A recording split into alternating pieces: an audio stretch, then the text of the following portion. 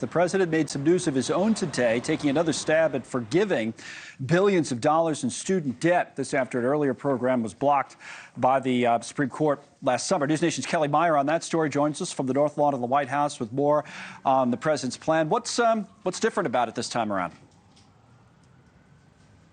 Well, and this could face its own set of challenges, but I've been talking with officials here at the White House today, and they say that this set of proposals that the president ruled out today are more targeted. It's a more targeted approach focusing on a specific group of borrowers, a few different groups of borrowers, including ones that owe more than they initially borrowed in the first place, calling that runaway interest. That's what the education secretary is calling it. It also focuses on folks that took out loans for a long time ago, and also some that are facing economic hardship.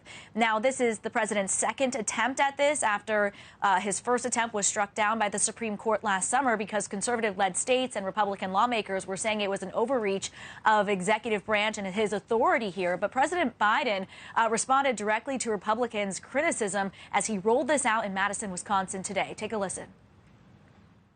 Tens of millions.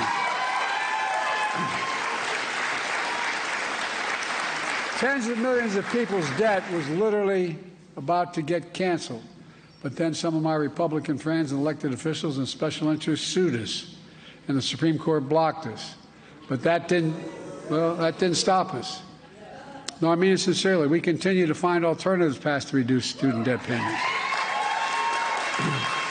that are not challengeable.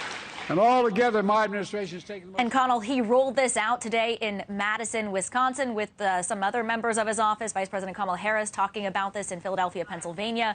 Second gentleman Doug Emhoff in Phoenix, Arizona, and the education secretary in New York City. But for President Biden, rolling that out in Madison, Wisconsin, it's a college town, a lot of young voters, focusing specifically on those voters as he heads into the election in November, something he hopes brings them on board with his campaign as well. Connell. What about the courts this time around, though? Are they worried that this could get blocked again, like it did last time?